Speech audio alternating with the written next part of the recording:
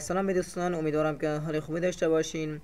دوستان اومدیم امروز با نصب بازی شهزاده پارسی ایرانی که قسمت 5 میشه. دوستان خواستم آموزش بدم که چجوری شما باید نصبش کنید تا ببینید تا حالش رو ببرید. دوستان خب اول از همه دوستان شما باید بازی از سایت مورد نظرتون دانلودش کنید و بعدش هم که دوستان دانلودش کردید باید از فایل رار یعنی همین وین رار اکستریتش کنید دوستان.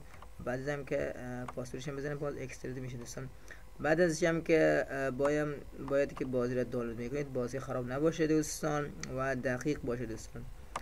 من بازی از سایت پاکت گیمز دانلودش کردم دوستان که تقریبا حجمش هم 2 گیگابایت که خیلی نسخه فشرده شده دوستان. خب همین دوستان آیسیشه. میخوام شما ببینید که چجوریه. خودم تازه دانلودش کردم دوستان، چون ندیدم که چجوریه. خب دوستان این هم استاپ بازیه که باید اجراش کنم.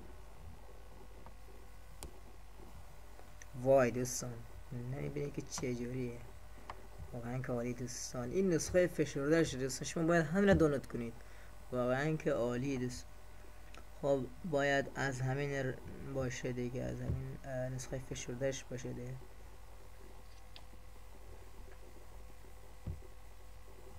خب باید زبانش هم بذارید توی انگلیش دوستان. این هم که فایله باید دکمه اینو بزنید که تا با آیکن بازی توی دسکتاپتون ظاهر بشه و بعدش هم که این هم که ضروریات همون نصب بشه که بخواید اگه نصبش کنید یا نخواید نکنید. خب من اینجا گفته که دایرکس ایکس رو باید آپدیتش کنید. خب دوستان باید اینو بزنید تا اینا نصب بشه روی نیکس و دوباره همین فشار بدیم که تا بازی نصب بشه. الان داره همون فایلش رو اکستریت میکنه که فایل نصب بازیه. تا یکم منتظر بمانید که تا بازی اکستریت بشه نصب بشه.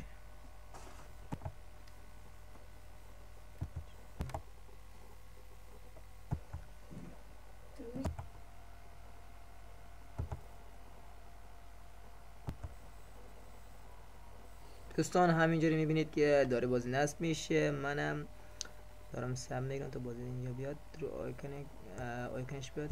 دوستان میبینید که آیکن بازی توی کامپیوتر ما اومد، توی دسکتاپ هم روی صفحش میگم داره دایرکس ایکس رو بازی نصب میکنه. دوستان باید میگه اینو باید نصب کنی یا نصب نکنی، میگه یا ریپیرش کنی که دوباره نصب بشه. ریپیر کردم دوستان تا دوباره نصب بشه. داره اینم ختم شد دوستان. نوبت اینه. خب دوستان بازی بدون مشکل نصب شد. خب دوستان اینم بود از نصب بازی شهزاده فارسی 5 دوستان که آموزشیو بهتون نشون دادم.